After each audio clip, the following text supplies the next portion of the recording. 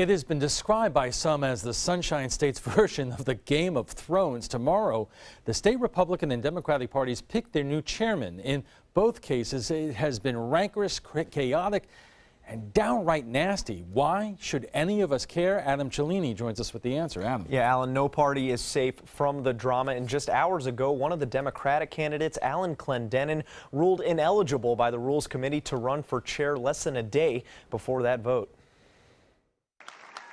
After sweeping victories and agonizing defeats in November, Republicans and Democrats will soon decide who leads their party's campaign strategy in the future. This might be a pinnacle of power for the Republican Party. They're in control of just about everything. I think the Democrats hope that they're bottoming out this cycle, and the person that comes in will be able to unify the party. For the Republican Party, current chair Blaise Ingoglia, a House representative from Hernando County, is hoping his November record will speak for itself. Republican voter registration jumped nearly 200,000 in the state. The party now controls more than 60% state House and Senate seats, and most importantly, Florida sent 29 Electoral College votes to their man, Donald Trump. But along the way, Ingoglia showed some resistance to Trump, and it's inspired our local state committeeman to challenge his seat. Once you have a nominee, you should,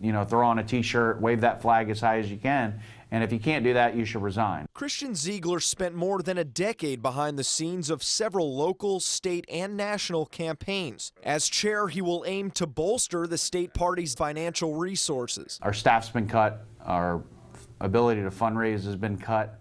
Some stats out there show that we're about half of what we normally bring in is what we brought in the past, couple of years.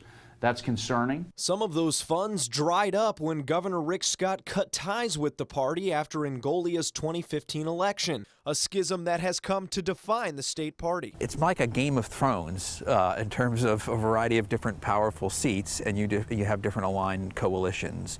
And I think Christian, although the governor has not taken a position, he has a lot of Governor Scott's support network behind him. The next chair must also fan the flames ignited by President-elect Trump, according to local party leader Jack Brill. There is a great new enthusiasm for these voters, and we want to make sure we keep their enthusiasm. They stay involved in Republican Party politics. So on the Republican side, it's a standoff between the incumbent and a relative newcomer.